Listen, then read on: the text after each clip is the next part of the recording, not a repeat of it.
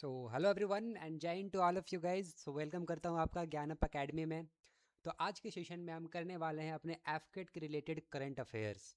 जो आपका एफकेट 0 to 26 का एग्जामिनेशन होने वाला है 8 अगस्त को। तो उससे रिलेटेड जितने भी स्टेटमेंट बेस्ड क्वेश्चंस होंगे आपके करंट अफेयर्स से रिलेटेड, वो सारे क्वेश्चन हम यहाँ पे करने वाले हैं। ज़्यादा क्वेश्चन मैंने ऐड नहीं करे हैं, जो रिलेवेंट क्वेश्चन है मैंने बस उन्हीं क्वेश्चंस को यहाँ पे ऐड करा है। सो ये सेशन बहुत ही कंसाइज और प्रिसाइज रहने वाला है, ठीक है, एग्जाम ओरिएंटेड रहने वाला है और एग्जाम से रिलेवेंट क्वेश्चंस यहाँ पे मैंने पुट किए हैं, ठीक है। तो चलिए स्टार्ट करते हैं अपने फर्स्ट क्वेश्चन के साथ। तो फर्स्ट क्वेश्चन आपके सामने ये है, which of the following about अग्रई ASW shallow water craft is और आर करेक्ट, ठीक है। तो भाई अग्रई से रिलेटेड आपके पास दो स्टेटमेंट दिए गए हैं, इन दोनों स्टेटमेंट में से कौन सा स्टेटमेंट सही है आपको ये फाइंड आउट करना है। तो फर्स्ट स्टेटमेंट है, it is built by garden rich ship builders and engineers Kolkata. क्या ये इनके द्वारा बनाया गया है, GRSC के द्वारा बनाया गया है, ठीक है। सेकेंड है, it is a 77 metre long warship making it among the largest Indian naval vessels powered by water jet propulsion system, ठीक है। क्या ये स्टेटमेंट सही है? तो जी हाँ, दोनों के दोनों स्टेटमेंट हमारे बिल्कुल ही सही हैं, ठीक है। ये आपका GRSE garden rich ship builders and engineers Kolkata के द्वारा बनाया गया है, ये आपको फाइंड आउट ये मतलब नोट डाउन करना है आपको, है ना। सेकेंड चीज़ ये है कि it is a 77 metre long, ठीक है। आपको बिल्कुल माइन्यूट डिटेल्स पूछा जा सकता है इस वाटर क्राफ्ट के बारे में, ठीक है। तो आपको याद रखना है, it is a 77 metre long warship making it among the largest Indian naval vessel powered by water jet propulsion system, ठीक है। आपको ये स्टेटमेंट चेंज करके भी दे सकता है कि powered by nuclear, powered by diesel, powered by something something, है ना। तो आपको याद रखना है powered by water jet propulsion system का यह 77 मीटर लॉन्ग वॉरशिप है। तो यहाँ पे हमारे दोनों के दोनों स्टेटमेंट बिल्कुल ही सही हैं, गेटिंग इट। तो याद रखना अग्रई नाम है इस वेसल का, एक शैलो वाटर क्राफ्ट है, ठीक है। तो चलिए आगे बढ़ते हैं, नेक्स्ट क्वेश्चन। अगला क्वेश्चन है हमारे पास, which of the following about IONS maritime exercise IMEX TTX 2026 is are correct. तो ये हमारे पास हमारे भारत में एक एक्सरसाइज हुआ था जिसका नाम है IONS, ठीक है। ये एक मैरीटाइम एक्सरसाइज है, यानी कि ये एक नेवल एक्सरसाइज है, ठीक है। तो उसके बारे में हमें बताना है कि कौन सा स्टेटमेंट सही है यहाँ पे।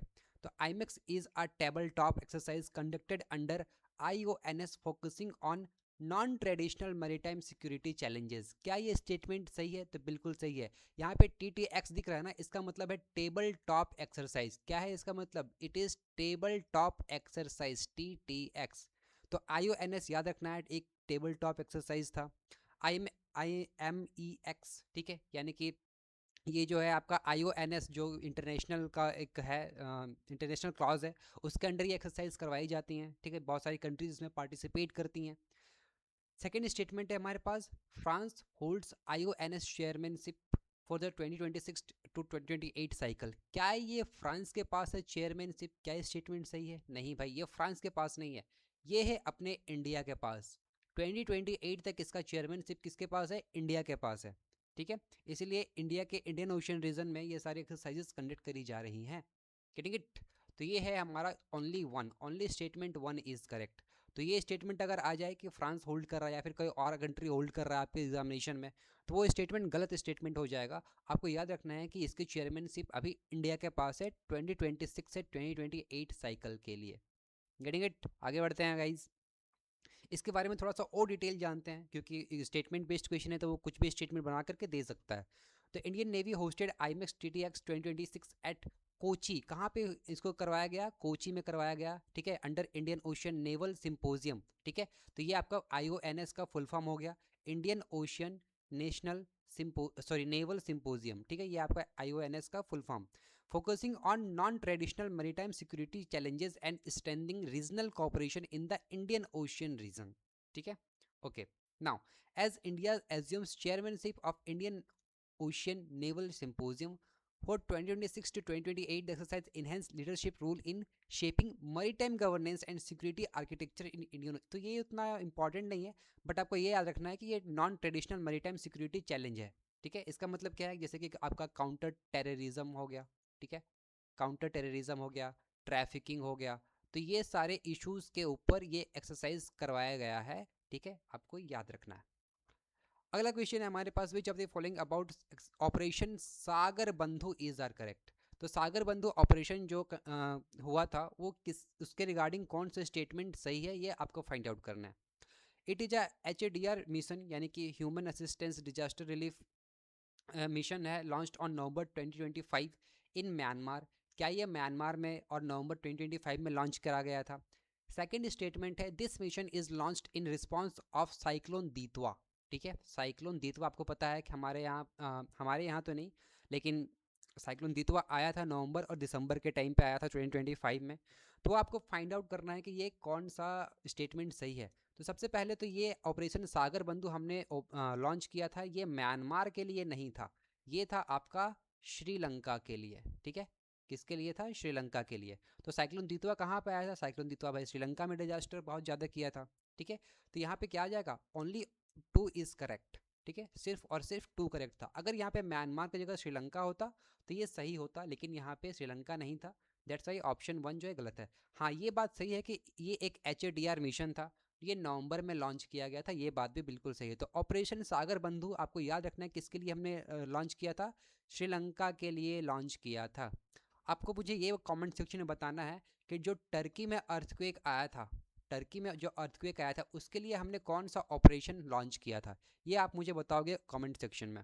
ठीक है, चलो आगे बढ़ते हैं।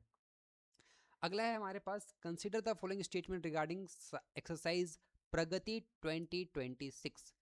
एक्सरसाइज प्रगति के बारे में आपको बताना है कौन सा स्टेटमेंट सही है।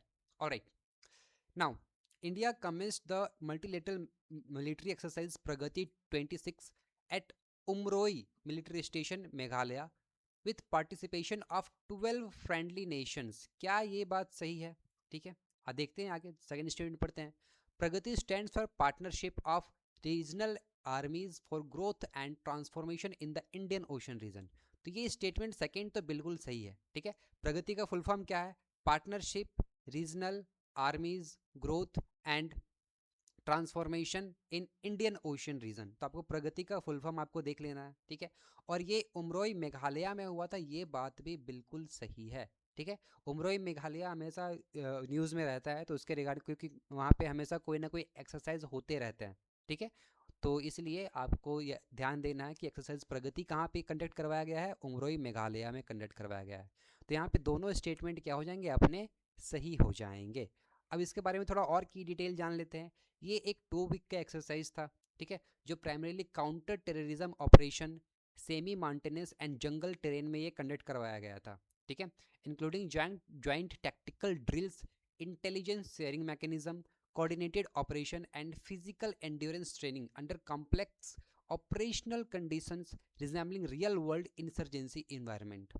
यानी कि अगर रियल वर्ल्ड में, जैसे आप होता है ना, एग्जाम से पहले आप मॉक टेस्ट देते हो। ठीक है, एग्जाम से पहले आप क्या देते हो, मॉक टेस्ट देते हो। तो मॉक टेस्ट क्यों दे रहे हो, ताकि आप एग्जाम के दिन अच्छा परफॉर्म कर पाओ। राइट, सिमिलरली यहाँ पे एक्सरसाइजेस किए जाते हैं, मिलिट्री एक्सरसाइजेस किए जाते हैं, सो दैट कि कभी अगर फ्यूचर में इनकेस वैसा सिचुएशन क्रिएट हो तो उस कंडीशन में हमें कैसे ऑपरेट करना है उसकी हमें अच्छे से प्रैक्टिस हो जाए, इसीलिए एक्सरसाइजेस करवाए जाते हैं। और इसमें 12 कंट्रीज़ ने अपना पार्टिसिपेशन दिखाया था, जिसमें से पहला अपना क्या है, भूटान, दूसरा Cambodia, Indonesia, Laos, Malaysia, Maldives, Myanmar, Nepal, Philippines, Seychelles और श्रीलंका और वियतनाम और इंडिया। तो इन टोटल 12 कंट्रीज़ ने मिल करके एक्सरसाइज, ये जो एक्सरसाइज है अपना क्या प्रगति, ये कंडक्ट करवाया गया था। ठीक है, उमरोई मेघालय में। गेटिंग इट एवरीवन, चलो आगे बढ़ते हैं।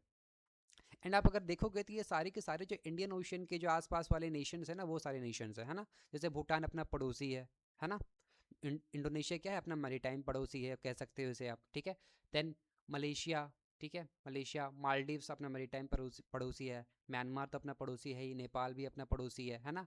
तो ये सारे क्या है, इंडियन ओशन से रिलेटेड जितने भी आपके साउथ एशिया वाले जो कंट्रीज़ हैं उसके रिगार्डिंग यहाँ पे ये एक्सरसाइज करवाया गया था। आगे बढ़ते हैं। अब है हमारे पास, consider following statement about Zojila tunnel. इस जोजिला टनल के रिगार्डिंग हमें बताना है, क्योंकि अभी न्यूज़ में है जोजिला टनल, है ना। It is about 14 kilometre long bidirectional tunnel connecting Baltal to Minamarg. क्या ये बात सही है, क्या ये बाल्टाल टू मीना मार्ग है क्या। ठीक है, क्या ये कनेक्ट करेगा बाल्टाल को मीना मार्ग ऑन NH1, तो yes it is absolutely right, क्योंकि हमारा जोजिला टनल जिसका अभी हाल ही में इसकी जो सेकंड एंड है इसको हम लोग ड्रिल करके पूरा इस पार से उस पार तक हमने पूरा ड्रिल कर दिया है, ठीक है। तो इसलिए ये न्यूज़ में आया हुआ है। और ऐसा पास्ट में भी एफकेट में क्वेश्चन पूछा गया था सेला टनल से, ठीक है, सेला टनल से पूछा गया था। तो चांसेस काफ़ी ज़्यादा हैं कि आपको जोजिला टनल से भी क्वेश्चंस देखने को मिल जाएं। तो याद रखना है इसकी लेंथ अबाउट 14 किलोमीटर से। ये एक बाई डायरेक्शनल टनल है, यानी कि इसके दोनों डायरेक्शन में इसे आप जा भी सकते हो आ भी सकते हो, ठीक है। और ये कनेक्ट करेगा आपको बालटाल को मीना मार्ग से, ठीक है। और ये कहाँ पे है, NH1 के रास्ते पे पड़ता है। It is being constructed by Megha engineering and infrastructure limited. Yes, ये बिल्कुल सही बात है कि ये किसके द्वारा बनाया जा रहा है, Megha engineering and infrastructure limited के द्वारा ये यहाँ पे टनल को बनाया जा रहा है, कंस्ट्रक्ट करा जा रहा है। तो ये यहाँ पे हमारा दोनों के दोनों स्टेटमेंट बिल्कुल सही हो जाएंगे, ठीक है। अगला क्वेश्चन, उससे पहले थोड़ा सा और जानकारी देख लेते हैं, है ना। देखो ये हमारा श्रीनगर है, श्रीनगर से आप जाओगे गंदरबाल जाओगे, ठीक है। गंदरबाल से जैसे ही आप द्रास के रास्ते बढ़ोगे ना, यहाँ पे आपको देखने को मिलेगा क्या, जेड मोर टनल, ठीक है, जो कि 6.5 किलोमीटर लॉन्ग टनल है, ठीक है। जेड मोर टनल जो है वो 6.5 किलोमीटर लॉन्ग है। और इसी एक किसको कहाँ से कनेक्ट कर रहा है, ये कांगन को कनेक्ट कर रहा है सोनमर्ग से, ठीक है। सोनमर्ग टनल जो बना था उसी का नाम क्या है, आपका जेड मोर टनल है, ठीक है। ऑलराइट, तो पहले ये एग्जिस्टिंग रोड इतना लंबा घूम के जाना पड़ता था जो कि बर्फ़ पड़ने पे बंद भी हो जाता था, लेकिन इसको माउंटेन के अंदर से काट के इसको टनल बनाया गया है शॉर्टेस्ट डिस्टेंस, और ये कभी भी बंद नहीं होगा, ठीक है। यहाँ पे कितनी भी बर्फबारी हो जाए ये कनेक्टिविटी यहाँ से नहीं टूटेगी इसकी, ठीक है। उसके बाद जैसे ही आप आगे बढ़ोगे यहाँ पे आपको देखने को मिलेगा कौन सा टनल, जोजिला टनल, ठीक है। जोजिला टनल आपको यहाँ पे देखने को मिलेगा। तो भाई जोजिला टनल किसको कनेक्ट कर रहा है, ये बालटाल से मीना मार्ग को कनेक्ट कर रहा है, बालटाल से मीना मार्ग को कनेक्ट कर रहा है। और ये ऑलमोस्ट 14.15 किलोमीटर लॉन्ग टनल है, ठीक है। तो जोजिला पास है, यहाँ पे आपको पता होगा पहले हमें जोजिला पास से होकर के जाना पड़ता था, लेकिन अब जोजिला पास को हम लोग बाईपास करके हम लोग माउंटेन के अंदर से ही हमने ये टनल कंस्ट्रक्ट किया, जो कि 14.15 किलोमीटर लॉन्ग टनल है, कनेक्ट करेगा बालटाल और मीना मार्ग को, ठीक है। तो ये अभी आपको याद रखना है। दूसरा चीज़, अगर आप द्रास से कारगिल की तरफ जाओगे तो यहाँ पे आपको श्रीनगर लेह हाईवे देखने को मिलेगा, ठीक है, जिसे हमेशा डिस्कनेक्ट करने की कोशिश करी जाती है, किसके द्वारा, हमारे पड़ोसी पाकिस्तान के द्वारा, ठीक है। तो भाई यहाँ पे आपको याद रखना है, द्रास से कारगिल जाते हो तो आपको श्रीनगर लेह हाईवे से जाना पड़ेगा, है ना। तो चलिए आगे बढ़ते हैं। नेक्स्ट है हमारे पास, रिसेंटली द टर्म प्रहार was in news, consider the following statement. तो भाई प्रहार, ठीक है, ये जो नाम है प्रहार ये न्यूज़ में है, ये क्यों था न्यूज़ में, तो भाई इसके बारे में आपको बताना है। Prahaar stands for prevention response aggregating human rights attenuating aligning and recovery. क्या ये बात सही है, यस बिल्कुल सही है। प्रहार का फुल फॉर्म है आपके पास prevention response aggregating human rights attenuating aligning and recovery. तो ये आपका प्रहार का फुल फॉर्म है, आपको याद रखना है। क्या ये it is India's first national counter terrorism policy and strategy, yes, ठीक है, ये बिल्कुल भी सही बात है, ठीक है। ये बिल्कुल ही सही बात है कि ये इंडिया का first national counter terrorism policy है जो कि लाया गया है, क्योंकि आपको पता है कि अभी हाल ही में जम्मू वगैरह हो गया, श्रीनगर हो गया, यहाँ पे टेररिज्म काफ़ी हमेशा तो पीक पे रहता ही है, क्योंकि वहाँ पे हमेशा आर्म फोर्सेस को हमेशा अलर्ट मोड में रहना पड़ता है। और जितने भी यहाँ पे टेररिस्ट आते हैं, ठीक है, बाईपास करके आते हैं बॉर्डर्स को, तो वहाँ पे एक स्ट्रिक्ट ऑपरेशन लॉन्च करा जा रहा है, ठीक है, प्रहार, जहाँ पे एक भी मतलब जीरो टॉलरेंस के तहत यहाँ पे एक भी सस्पेक्ट को खाली नहीं जाने दिया जाएगा, यानी कि हर सस्पेक्ट का इंटरोगेशन होगा, हर आतंकवादियों का एलिमिनेशन किया जाएगा, ठीक है। तो यहाँ पे दोनों के दोनों स्टेटमेंट हमारे बिल्कुल ही सही हैं। तो ये टोटल 6 क्वेश्चन थे आपके, जो कि आपके एग्जामिनेशन में आ सकते हैं, ठीक है। मैंने ज़्यादा क्वेश्चन इसलिए नहीं रखा है सो दैट कि इसकी रिलायबिलिटी बनी रहे, ठीक है। And guys one more thing, कि अगर आप एफकेट 0127 के लिए प्रिपेयर करना चाहते हो, कोई बिगिनर हो, कोई फ्रेशर हो, जो नया नया एफकेट की तैयारी करना चाहते हो, तो उसके लिए मैंने बिल्कुल बेसिक से कोर्स ला रहा हूँ मैं, जिसका नाम है अल्फ़ा बैच, जहाँ पे जो कि 15 अगस्त से स्टार्ट हो रही है। इस बैच के अंदर आपको लाइव क्लासेस मिलेंगी, प्लस उसकी रिकॉर्डिंग्स मिलेंगी, सिलेबस आपको कंप्लीट करवाया जाएगा, ठीक है। टॉपिक वाइज टेस्ट भी आपको देखने को मिलेंगे, 1-to-1 मेंटरशिप भी रहेगा। लाइक अगर आपको लगता है कि आप थोड़ा सा लैग कर रहे हो किसी चीज़ में, किसी चीज़ में आपको ज़्यादा डाउट है किसी चीज़ में अगर आप किसी सब्जेक्ट में आप अगर नहीं समझ में आ रहा है तो उसके लिए आपको 1-to-1 मेंटोरशिप भी यहाँ पे प्रोवाइड करवाया जाएगा। प्लस में उसके साथ आपके लिए डाउट क्लियरिंग सेशंस भी रखा गया है। फुल मॉन free full length mock test भी मिलेंगे आपको सिलेबस कंप्लीट होने के बाद। और ख़ास बात यह है कि जितनी भी आपको रिकॉर्डिंग्स वगैरह स्टडी मटेरियल प्रोवाइड होगा वो एक पेड टेलीग्राम ग्रुप रहेगा, उस पर आपको प्रोवाइड करवाया जाएगा। ठीक है, तो इसके लिए आपको अलग से कुछ पे करने की ज़रूरत नहीं है। इस कोर्स के लिए सिर्फ और सिर्फ फ़ी है 499, जो कि है फर्स्ट 20 स्टूडेंट्स के लिए।